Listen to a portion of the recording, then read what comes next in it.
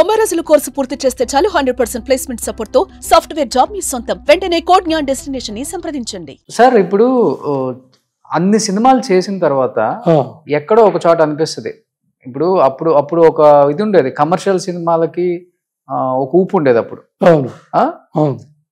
అంటే ఒకటే జోనర్ తీస్తున్నామని మీకు అనిపించిందని ఒక మాట అన్నారు కదా, ఒక్కసారిగా చేంజ్ తీసుకొచ్చిన డైరెక్టర్ అంటే ఎవరు? ఆ టైంలో ఎవరి పేరు చెప్తారు మీరు? ఆడియన్స్ కి క్లాసిక్సే కానీ ఆడియన్స్ కి బాగా నచ్చే పిక్చర్లు కాదు అన్నమాట. మామూలు ఆడియన్స్ కి, ఫ్యామిలీ ఆడియన్స్ కి, మామూలుగా public they want to see fights, dance,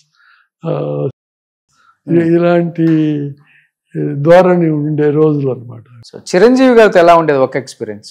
Chiranjeevi గారితో నేను పెద్దగా చేయలేదండి. ఒకటి తీశారు కదా ఇంటి గుట్టు, అది ఫస్ట్ మోహన్ బాబుతో మొదలుపెట్టి అతను కొంచెం ఏదో మిస్బిహేవ్ చేస్తే క్యాన్సిల్ చేసాం. ఆ తర్వాత ఈయన్ని చిరంజీవిని తీసుకుని ఓకే కంప్లీట్ చేసాం. సో మిస్బిహేవ్ అంటే మీతో గొడవ అయిందా ఏమన్నా? గొడవ అంటే షూటింగ్కి వచ్చాడు, వెయిట్ చేయమన్నాము. ఎందుకంటే సత్యనారాయణతో లోపల సీన్ చేస్తున్నాము, అతనికి ఫీవరిష్గా ఉంది, అందుకని అతని సీన్ మొత్తం కంప్లీట్ చేసిన ఇతనితో మొదలు పెట్టాలని చెప్పాము. చెప్పినా కూడా వెయిట్ చేసి ఆయన వెళ్ళిపోతున్నాను అన్నాడు. అంటే ఓకే అని చెప్పేసాం. చెప్పేసినాక నెక్స్ట్ డే అవసరం లేదు, మేము వేరే తీసుకుంటాము అని చెప్పి చిరంజీవిని మిగతా ఆర్టిస్టులు కూడా కన్విన్స్ చేసి చిరంజీవిని తీసుకొచ్చారు.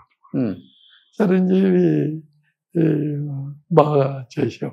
అనుకున్నారా చిరంజీవి గారు గారిని చూసేప్పుడు ఇంత పెద్ద స్టార్ అవుతారు, ఇండస్ట్రీకి Bob one and only star Chiranjeevi గారు అవుతారని ఎప్పటికైనా అనుకున్నారా? మెగాస్టార్ అంటే అప్పట్లో అట్లా ఆర్టిస్టుల గురించి ఆలోచించే టైం ఉండేది కాదు. నటన చూస్తే అర్థమైపోయింది కదా మనకి, ఎక్స్ప్రెషన్, మోడ్యులేషన్. అంటే యాక్షన్ ఫైట్స్ అప్పట్లో ఆయన ఎక్కువగా చేస్తా ఉండేవాళ్ళు, ఆ ధోరణిలోనే వెళ్ళిపోయింది అది. సో యాక్షన్ ఫైట్స్ బాగా చేసేవాళ్ళు అప్పుడు. డాన్స్ డాన్స్ కూడా బాగానే ఉండేది. ఆయనలో మీకు బాగా నచ్చిన క్వాలిటీ అంటే ఏమని చెప్తారు చిరంజీవి గారిలో? ఇంటీరియర్ నాకు తెలియదు. అవునా? సో ఎందుకంటే ఆయనను విజయశాంతి గారు మీ ఫ్లాట్స్ కొన్నారు అని చెప్పి విన్నా నేను. అవును. సో అందుకనే ఆ బాండింగ్ ఇంకా ఎక్కువ ఉంటేనే అంతవరకు వస్తాం కదా మనం అని.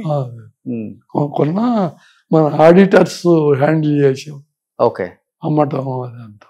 అంటే మీరు బిల్డరా అప్పుల్లో?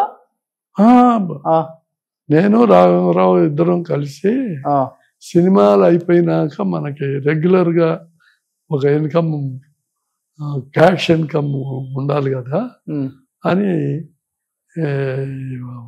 ఆడిటర్స్ని పిలిచి కాంటాక్ట్ డిస్కస్ చేసాం అన్నమాట. చేసినప్పుడు అప్పుడు ఇది బెటరు, ఓ పెద్ద కమర్షియల్ కాంప్లెక్స్ కట్టడం. ఓకే. అది డిసైడ్ చేసుకున్నాం.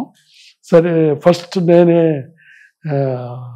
డబ్బు ఇచ్చాను కదా ల్యాండ్ కొనటానికి. అక్కడి నుంచి రాఘవేంద్రరావు అందరూ కంటిన్యూ చేశారు. ఆ తర్వాత ఆడిటర్సే కొన్ని మనీ చాలదు, అందుకోసం కొన్ని బయట వాళ్ళకి, అంటే మోస్ట్లీ చిరంజీవి, అరవింద్, విజయశాంతి, కోదండరామరెడ్డి, ఇటువంటి సినిమాలో ఉన్న వాళ్ళకి, టి రామారావు, ఇటువంటి వాళ్ళందరికీ అమ్మామన్నమాట. ఓకే. అది సో రియల్ ఎస్టేట్.